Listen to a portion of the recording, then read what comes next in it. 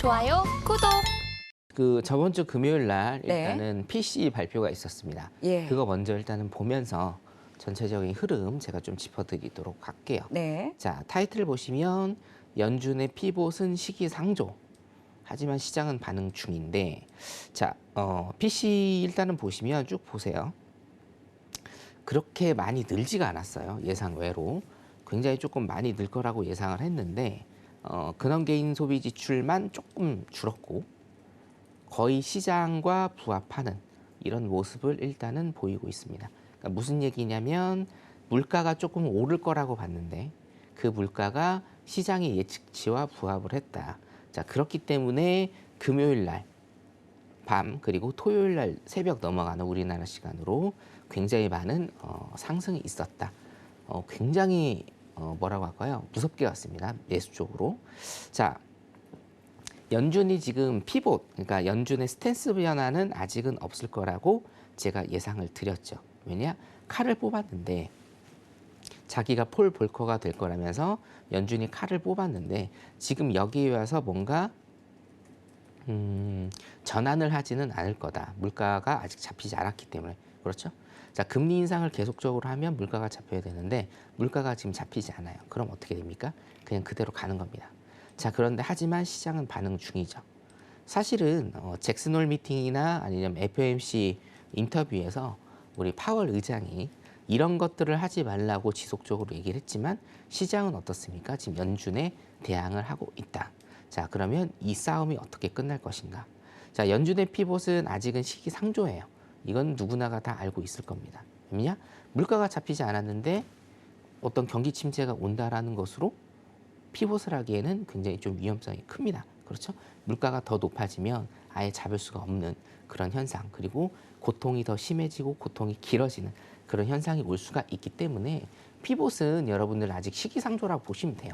자, 그런데 시장은 지금 이런 기대감 때문에 일단은 반응 중이라는 얘기죠. 자, 그러면 이걸 기술적으로 어떻게 볼 것인가? 기본적으로 어떻게 볼 것인가? 자, 첫 번째, 기본적으로는 금리를 일단 봐야 되는데, 자, 11월 2일 날 0.75%의 금리 인상은 갈 겁니다. 자, 그러면 지금 4.0% 정도 돼요, 금리가. 그렇죠? 4.0% 정도 되면 연준에서 4.4에서 4.5 정도로 일단은 올해 맞출 거라고 예상을 했어요. 자, 그럼 12월에 어떻게 될까요? 12월에는 한 0.5 정도 올릴 겁니다. 자, 그래서 연말까지 금리 인상은 4.5 정도에서 일단 마칠 가능성이 굉장히 크다라는 겁니다. 그럼 뭡니까? 올해 금리의 상단은 일단은 맞춰져 있는 상태다. 자, 그럼 내년은 어떻게 할 것인가가 그럼 또 문제가 되겠죠. 자, 4.5. 자, 12월 달에 0.5를 올린다라고 하면, 자, 이게 속도 조절이냐? 제가 보기에는 이건 속도 조절이 아니라 연준에서 4.5를 맞추기 위해서 0.5를 그냥 올리는 것 뿐이다. 속도 조절은 아니지만 시장은 어떤 조그만한 이슈에 굉장히 많이 반응을 할 수가 있는 상황이에요, 지금. 그렇기 때문에 12월에 0.5를 올린다라고 하면 속도 조절이라는 이런 기대감이 지속적으로 갈 수 있다라는 거죠. 자, 그래서 시장은 지금 어떻게 됩니까? 조그만한 이슈에 계속적으로 반응 중이다. 자, 그럼 과연 시장은 어디까지 갈 것인가인데, 자, 여러분들 요거 일단은 기억나실런지 모르겠습니다. 기억을 하셔야 됩니다. 자, 22년입니다. 22년도에 1년 동안 제가 대세 하락에 관한 말씀을 여러분들한테 드렸고, 자, 6월에서 8월입니다, 여러분. 6월에서 8월에 굉장히 큰 상승이 있었는데도 불구하고 47% 정도의 굉장히 큰 상승이 있었는데도 불구하고 저는 이 저점을 깰 것이다. 저점을 깰 것이다라고 말씀을 드리고 저점을 깨서 1,400에서 1,500 라인을 갈 거라는 제 예측에 부합을 했고, 또한 뭡니까? 1,400에서 1,500 라인에서 아마 한번 튕길 것이다. 위로 솟구칠 것이다라는 그런 예상까지 일단은 제가 말씀을 드렸습니다. 자, 그러면 우리가 차트 기술적 분석에서 과연 시장은 지금 어디까지 오를 것인가? 과연 시장이 지금 매수 변곡이 나온 것인가? 과연 그러면 우리가 매수를 들어가야 될 것인가? 여러분들 굉장히 좀 궁금하실 건데 여기에 관해서는 시장의 저점이 어딜지는 그 누구도 모르죠. 그렇죠? 하지만 우리가 기술적 분석으로 알 수 있는 방법은 그리고 제가 6월에서 8월 굉장히 큰 상승임에도 불구하고 시장이 밑으로 일단은 전 저점을 깨고 다시 갈 것이다라고 제가 예상을 했던 그 기술적 분석을 지금 좀 보여드리며 이 분석은 여러분들한테 한 2번 정도 제가 보여드렸고 노란 톡방 계신 분들한테도 제가 영상이나 이런 걸로 차트 기술적 분석을 일단 보여드렸습니다. 뭐냐면요, 여러분 굉장히 쉽습니다. 어떤 추세가 나온다라고 하면 자 어떤 추세가 일단 이렇게 쭉 나온다라고 하면 이 추세는요, 여러분 반등을 꼭 주게 돼 있습니다. 그렇죠? 기술적 반등을 주게 돼 있어요. 1년 내내, 2년 내내 이렇게 계속적으로 내려가는 그런 모습은 없습니다. 반등을 주게 돼 있는데 이 반등이 어디까지냐 이 말이죠. 어디까지냐. 자, 기술적으로 보면요, 여러분 이 반등은 3분의 1 내지 2분의 1까지의 반등을 주게 된다는 겁니다. 예. 그래서 제가 최종적으로 말씀을 드릴 라인이 자, 이 라인입니다. 여기에서 여기까지의 2분의 1인 13,918 라인. 이게 50%의 자리였습니다. 13,918 라인을 뚫고 안착이 되면 제가 관점을 바꿀 수 있다라고 여러분들한테 생방송에서 말씀을 드렸어요. 하지만 13,918 라인 찍지 않았습니다. 13,740 라인 정도를 찍고 다시 시장은 하락을 했죠. 똑같습니다, 여러분. 자, 자료 잠깐 내리고 차트를 잠깐 보도록 하겠습니다.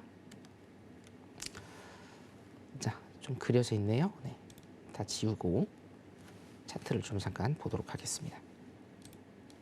자, 시장은요, 여러분. 시장은 아까 제가 보여드린 차트가 자, 여기입니다.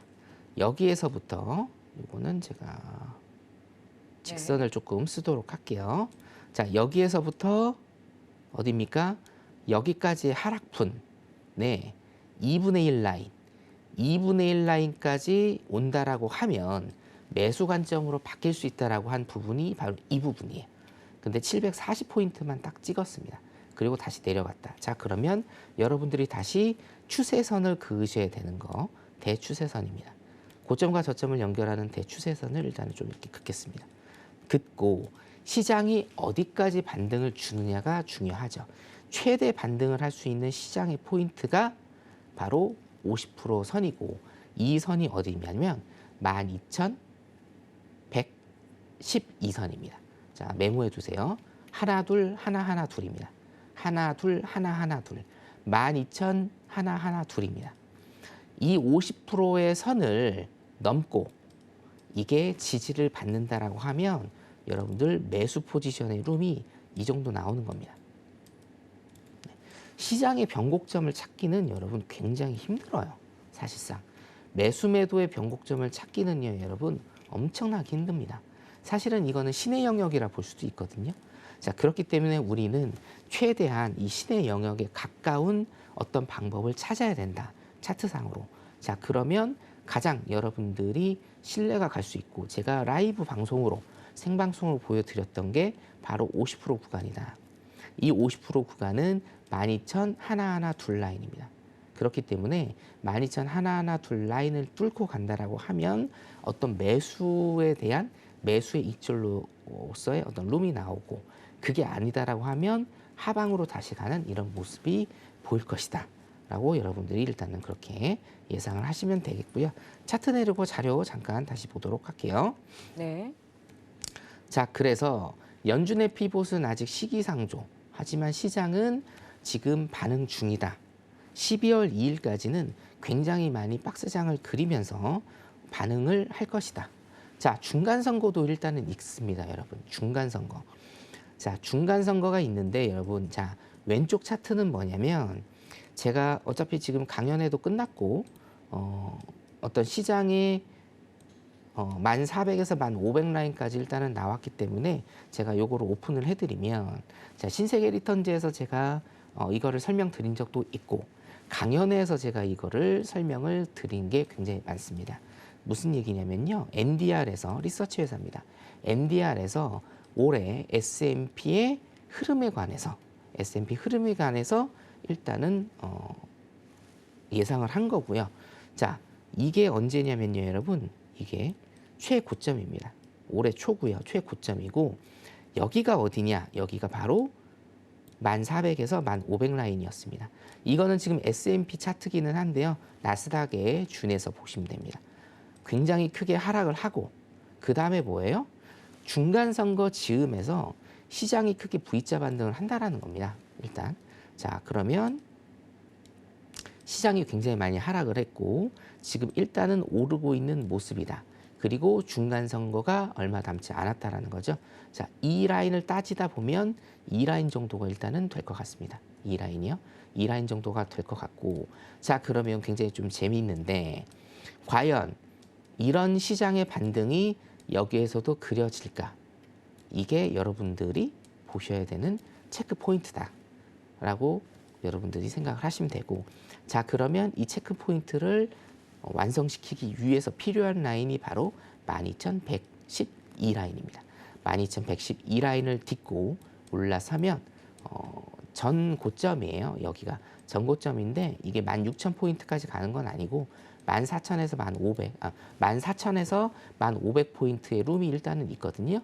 여기까지 일단은 오를 수 있는 이런 모양이 보이기 때문에 자 지금은 제가 시간 관계상 이렇게 그리면서 여러분들한테 설명을 드리고 있는데 노란톡방 들어오시면 제가 목요일 아침에 영상 찍어서 차트 기술적 분석 영상 찍어서 여러분들한테 일단은 배포를 해드리도록 하겠습니다. 자 그래서 미국 중간선거가 굉장히 지금 기대감에 물씬 차 있고 과연 12,112 라인을 넘어서 V자 반등을 그릴 수 있을 것인가 여러분들이 보시면 될 것 같습니다. 자, 한 가지만 조금 더 할게요. 네. 한 가지만 좀 더 하면 잠시만요. 네. 어떤 내용일까요? 네, 미리 보는 미국 중간선거인데 예. 요거 여러분들 어떤 정치학적인 개념이긴 하지만 예. 어차피 중간선거 때 시장이 굉장히 많이 오르게 되는 건 데이터상으로 일단 입증이 됐어요. 물론 지금은 FOMC가 지금 2일에 있고 CPI 발표가 있기 때문에 어떻게 될지 모릅니다만 일단은 중간선거가 있다라는 것은 어떤 경제적으로 굉장히 강한 멘트들 시장 친화적인 멘트들이 굉장히 많이 나올 수가 있어요. 지금부터. 그 시장이 반등을 줄 수 있는 이런 포인트거든요. 자, 일단은 여기 보시면 하원은 공화당이 가져갈 것 같고요. 상원은 굉장히 박빙이라고 합니다. 그리고 가장 중요한 자, 이거는 제가 몇 차례 설명을 드렸는데 자, 미국 국민들은 어떤 생각을 가지고 있는가, 어떤 거에 관심이 높은가인데 단연 뭡니까? 인플레이션입니다. 인플레이션. 그렇죠? 인플레이션이에요. 그러면 경기를 활성화하겠다라는 이런 멘트들이 나올 수밖에 없는 거예요. 그리고 지금 뭡니까? 상원이 굉장히 박빙인 상황입니다. 자, 이제까지 바이든 같은 경우에는 선거를 거의 물론 이제 표면적으로 보기에는 아니지만 우리 선거 전문가들이나 이런 분들이 보기에는 조금은 포기를 한 것이 아닌가라는 그런 뉘앙스도 있었어요. 하지만 지금은 어떻게 됩니까? 박빙인 상황이 전개 중이에요. 그러면 중간 선거를 이기기 위해서 어떤 센 멘트들이 나올 거고 자 11월 2일 날 파월의 멘트도 굉장히 중요한 멘트가 나올 것이다. 0.75%를 올리는 것은 기정사실이지만 끝나고 인터뷰가 있지 않습니까? 그 인터뷰에서 시장 친화적인 얘기가 나올 가능성이 있고 시장 친화적인 얘기가 나온다고 하면 시장은 반등을 그릴 가능성이 높습니다. 0.75를 올린다 하더라도 자 그렇기 때문에 여러분들 11월 2일 날 0.75% 금리 인상 나오고 나서 파월의 인터뷰 플러스 중간 선거가 어떻게 될 건지도 여러분들 뉴스 체크하시면서 보시면 굉장히 재미있는 한 주가 될 것 같습니다. 네, 시장 브리핑 여기까지 하도록 하겠습니다. 좋아요, 구독!